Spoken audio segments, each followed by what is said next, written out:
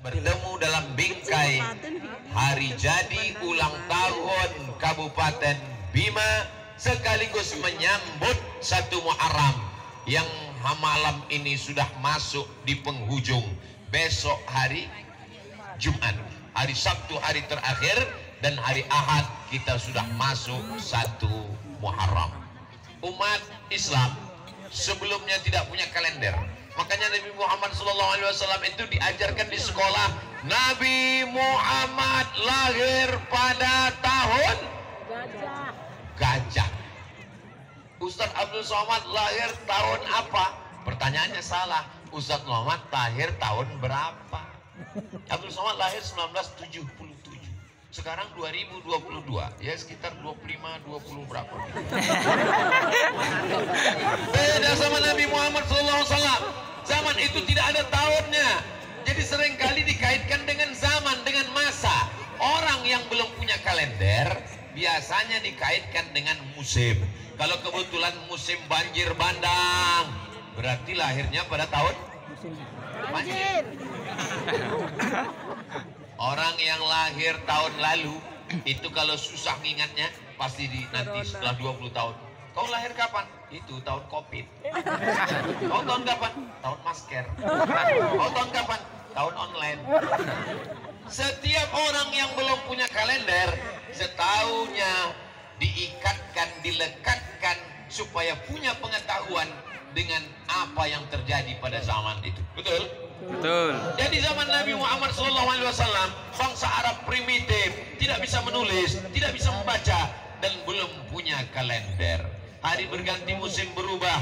Nabi meninggal dunia, digantikan oleh Abu Bakar Siddiq.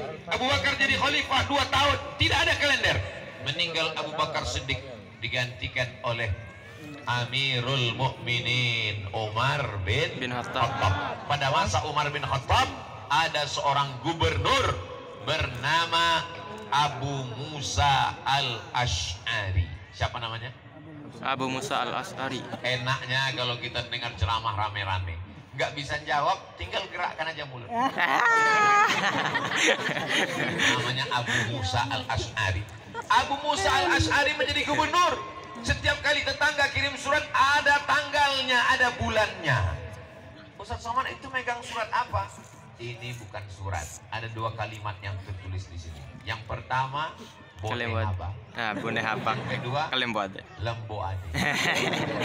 Mana tahu nanti jamaah ini ribut, sudah ada mantranya. Ternyata jamaah mendengarkan tausiah tenang, luar biasa.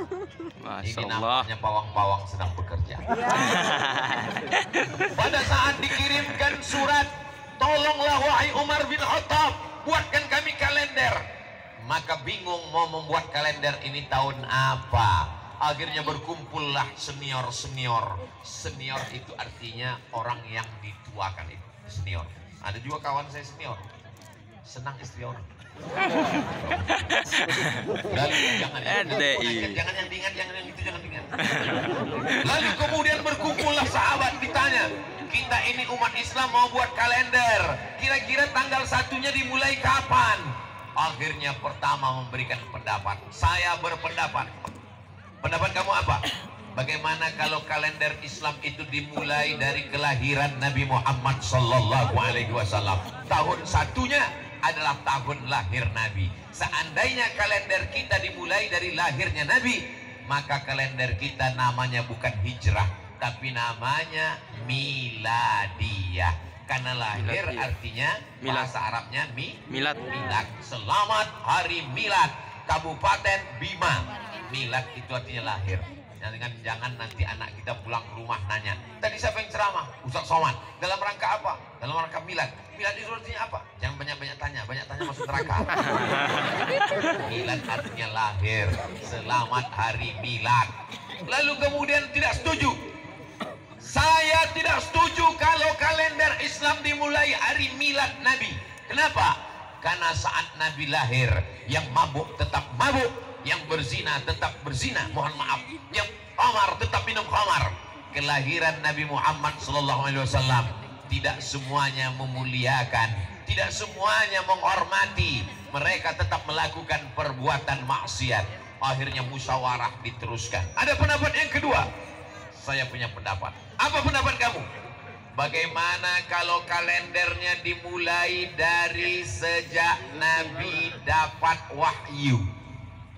Ketika turun ayat Iqra bismi rabbikal ladzi khalaq khalaqal insana min 'alaq Iqra wa rabbukal akram alladzi 'allama bil qalam 'allamal insana ma lam Qalam. Enak ceramah di tempat orang yang banyak hafal Quran. Nyambung. Tidak setuju. Kenapa? Karena ketika Al-Quran turun, mereka tetap mabuk, mereka tetap berzina, mereka tetap menyembah berhala. Pendapat yang kedua ditolak. Ada pendapat lagi? Ada. Apa pendapat kamu? Bagaimana kalau saat Nabi meninggal itu dijadikan kalender tahun pertama? Nauzubillah. Untung pendapat yang ketiga ini tidak diterima. Andai kalender umat Islam dimulai dari sejak meninggalnya Nabi, berarti setiap menyambut tahun baru Islam kita nangis semua. Namanya tahun kematian. Kenapa? Karena setiap menyambut tahun baru Islam berarti mengenang kematian Nabi Muhammad sallallahu alaihi wasallam. Kelahiran tidak diterima, turun wahyu tidak diterima, meninggal tidak juga diterima. Akhirnya datanglah Sayyidina Ali bin Abi Thalib. Orang yang gagah perkasa, Umar bin Khattab. Orang yang hartanya banyak, Utsman bin Affan. Orang yang otaknya cerdas, Ali bin Abi Thalib. Orang tua yang bijaksana, Abu Bakar Siddiq. Jadi kita tinggal memasukkan diri masuk mau golongan mana. Ini kalau ada yang tua, bijaksana, itu masuknya golongan Abu Bakar Siddiq. Kalau ada anak muda, gagah perkasa, masuknya golongan Umar. Anak muda, otaknya cerdas, masuknya golongan Ali. Orang kaya raya, masuknya golongan Utsman. Kaya tapi pelit, golongan Kamu. Sudah tua tapi mabuk, golongan neraka jahanam. Lalu kemudian kata Ali bin Abi Thalib yang disetujui oleh Umar bin Khattab, al-hijratu tufarriqu bainal haqqi wal batil. Yang memisahkan antara yang hak dengan yang batil adalah hijrah. Ada orang yang pura-pura masuk Islam ternyata munafik, saat hijrahlah kelihatan. Itulah mengapa kalender kita disetujui oleh para sahabat Nabi, dimulai dari hijrahnya Nabi Muhammad dari kota Makkah menuju kota Al-Madinah Al-Munawwarah, maka dikenallah sekarang dengan nama kalender hijrah. Kira-kira jelas? Jelas. Nanti kalau ada anaknya yang nanya, mama, ayah, kita ini punya kalender Islam, nih kalendernya apa? Kalendernya namanya hijrah. Kenapa kalender kita hijrah? Sudah diceritakan Ustaz Abdul Somad di halaman kantor Bupati Bima kemarin. Apa ceritanya? Aku nggak ingat. Jangankan Bapak Ibu yang mendengar, saya yang ceramah pun kalau disuruh ulang lupa. Tapi alhamdulillah, zaman dulu kalau kita ngaji sama tuan guru, catat. Kalau ngaji sama kiai, tulis. Zaman sekarang nggak perlu lagi karena sudah direkam dan akan diupload ke channel Ustadz Abdul Somad Official. Jangan lupa subscribe, like, share. Mantap sudah. Abdul Somad. Promo selahara. Jangan lupa nanti ditonton ulang, dicatat, diingat-ingat karena ini akan masuk dalam soal-soal ujian CPNS. Ini akan masuk dalam UAS. Apa itu? Ujian akhir semester. Saya dulu ikut tes CPNS. S1 belajar di Al-Azhar dengan Ustadz Zaki Abdillah. S2 belajar di Maroko. Belajar susah, sulit, payah, nulis. Begitu pulang pertanyaannya nggak ada terkait sama sekali dengan hadis, nggak ada terkait sekali dengan ayat Quran, nggak ada hubungan sama Islam sama sekali. Tono, Tini dan Toni jaga warnet. Tini menjaga di waktu pagi karena sore dia kuliah. Tono menjaga di waktu malam karena pagi dia ada urusan. Tini dan Toni tidak bisa bekerja sama karena pernah pacaran. Jam-jam berapa saja mereka bisa kerja sama? Saya tahu dia menghabiskan waktu saya. Ini soal bagus, soal psikologi. Tapi cobalah buat soal-soal pertanyaan yang mengaitkan dengan agama. Ketika kita mati meninggalkan dunia, ada nilai dakwahnya. Dia tetap akan menjadi amal jariah. Salah satu contohnya adalah pertanyaan tentang hijrahnya Nabi Muhammad SAW. Setuju? Setuju. Gak setuju juga gak apa-apa. Yang penting sudah saya sampaikan. Ya Allah tabarakallah. Lalu kemudian kalender kita bernama dengan kalender hijrah. Mengapa dengan hijrah? Karena perjalanan hijrah Nabi Muhammad SAW itu Masya Allah tabarakallah. Ada seorang anak muda namanya Suhaib. Siapa namanya? Suhaib. Suhaib. Di ujung namanya ada tulisan Ar-Rumi. Ar-Rumi berarti dia orang Rum. Rum itu sekarang Romawi. Al-Makki orang Makkah. Al-Madani orang Madinah. Al-Bimawi orang Bojo. Orang Bojo. Kemudian Suhaib Ar-Rumi ini dulunya dia sebatang kara, anak lajang yang merantau dari Rum ke kota Makkah Al-Mukarramah. Bisnis, dagang, kaya, raya, nikah. Begitu dia mau ikut hijrah dengan Nabi, dia jumpai mertuanya. Mertua, ya, aku mau hijrah. Mau kemana? Ikut dengan Muhammad SAW. Dulu kamu datang ke kota Makkah ini sendiri sebatang kara, tidak punya harta, tidak punya anak istri. Sekarang kau sudah kaya, punya anak istri, mau pindah. Silakan tinggalkan Makkah, tapi tinggalkan anakku dan istrimu dan anakmu, cucuku. Aku tidak mau kau bawa anakku dan cucuku. Akhirnya dia pergi meninggalkan demi mengikut Nabi Muhammad Sallallahu Alaihi Wasallam. Untung kita tidak hidup di zaman itu. Betul? Betul. Banyak orang sekarang mengatakan dunia ini udah kacau Pak Ustaz, dunia ini udah rusak Pak Ustaz. Kalau ada orang ngomong begitu, kamu ngomong begitu di tahun 2022, memangnya kalau kamu dulu diikut di zaman Nabi udah pasti jamin ikut Nabi? Belum tentu. Boleh jadi kalau kamu hidup di zaman Nabi, mungkin kamu ikut Abu Jahal sama Abu Lahab. Kita ditakdirkan Allah hidup di tahun 1443, yang 2 malam lagi kita akan masuk ke 1444.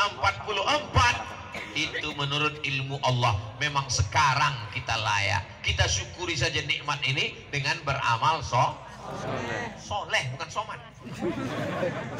Jamaah yang dimuliakan Allah Subhanahu wa taala. Jadi hijrah ini berat, luar biasa. Yang bisa hijrah itu. Sekarang kami mau hijrah Pak Ustaz. Dulu hijrah dari Makkah ke Madinah. Sekarang mau hijrah kemana? Mau meninggalkan Bima? Bima negeri yang indah, lemah gemah ripah loh jenawi, tokat dan batu jadi tanaman. Memandang ke kanan bukitnya indah, memandang ke kiri lautan Masya Allah tabarakallah, memandang ke depan jamaah melimpah ruah, aman. Tapi nanti ketika direkam muncul komen-komen di YouTube, Bima tidak aman. Kenapa? Polisi bawa senjata. Ini Bima aman. Kalau memang aman, kenapa mesti dikawal bapak polisi? Satpol PP kenapa banyak sekali? Ini orang sedang jatuh cinta. Al-hubbu yu'mi wa yusib. Apa kata Nabi? Orang jatuh cinta itu buta dan tuli. Dia kalau sudah jatuh cinta buta dan tuli, dikasih tahu jangan tarik tangan Ustaz Somad, dia kurus nanti copot, dia nggak peduli. Itu maka disiapkan Satpol PP dan kepolisian. Terima kasih kita kepada TNI Polri, sukses-sukses semuanya insya Allah, amin. Saudara yang dimuliakan Allah Subhanahu wa taala, kenapa momen hijrah? Al-hijratu tufarriqu bainal haqqi wal batil. Hijrahlah yang memisahkan antara yang hak dengan yang batil, yang pura-pura masuk Islam, yang munafik, yang angkuh, yang sombong, yang tidak siap berjihad. Ketika hijrah itulah kelihatan mana yang Islam asli, mana yang Islam KW 1, KW 2, KW 112.